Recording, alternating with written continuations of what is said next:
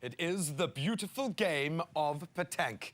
It is time to find out. That's not bad, Ewan. That's not bad at all. Not bad, eh? Well, we are working towards the National Transplant Games. Now, for the last 35 years, the World Transplant Games have given transplant recipients the opportunity to prove their physical ability and also create unbelievable friendships and bonds in what is become a hugely competitive affair. And we are about to find out who is going to be representing South Africa here in Cape Town and in Stellenbosch over the next couple of days. We will be proving our mettle, so to speak. Now, I'm very honoured to have not only a very weak petanque player, Ewan, with us on stage, but I've got Stan Henkerman and Robbie Loubser.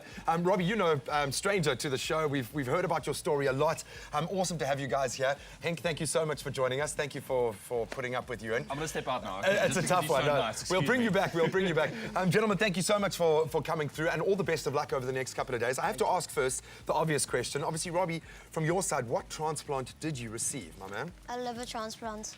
How long ago was that? 8 years, coming up to November now. Wow, dude. And that's a long time ago. Do you even have a memory of that? No, not at all. But clearly it has defined you as a person by looking at the kind of media coverage you've been given, the stories that have been told about your life story. It's awesome to see that you are using this opportunity. That is cool. Does he inspire you, Henk? Absolutely, absolutely. You know, I can't talk enough about this little guy. Oh, He's man. such a role model, not just to young people, but to us as adults as well. Because you, of course, had to go through a very different procedure at a much older age. Take me through your transplant. Not much older than Robbie, but I received a heart 7.5 years ago, and it changed my life. I can't begin to explain just how, you know, you on the one side of an operation, you're waiting to die, and you wake up and you can breathe freely, something that I couldn't do for a long time. And so this is our way of just celebrating our second chances and showing people that you can have a full life after a transplant. Stan, how did you find out about the World Transplant Games? What was the motivation for getting involved for this? After I recovered, I needed something to keep me going. And when you're sick, one of the things that suffer is physical exercise. Yeah. And so I looked for ways to exercise, and somebody told me about transplant games. And I participated in 2008, and the rest is history.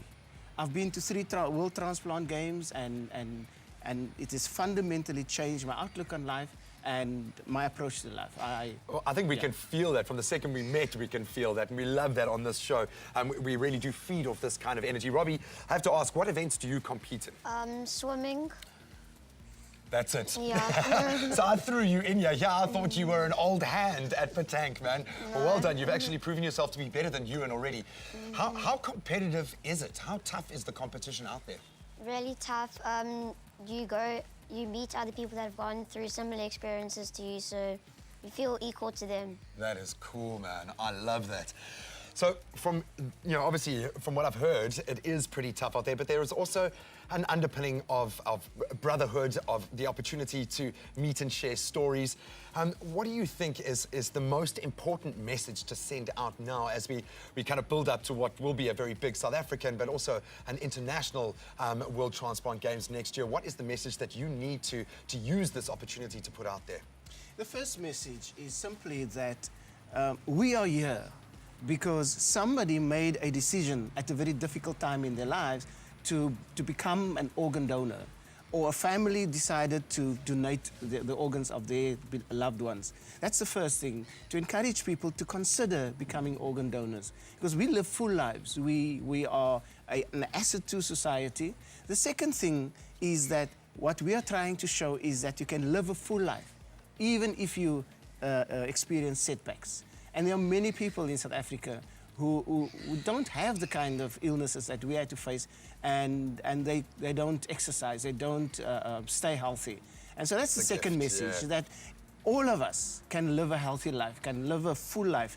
And I want to encourage people to, even if you just walk, to do something and enjoy being healthy. Oh, I love it. And go out there and support our competitors. There, you know, for some reason, a rainbow has literally just appeared in the sky. So well done. I think you, you are spot on. We're going to get a camera on that. Robbie, thank you so much for joining us. Stan, thank you so much. All the best of luck over the next couple of days. And thank you for representing South Africa in the way that you do.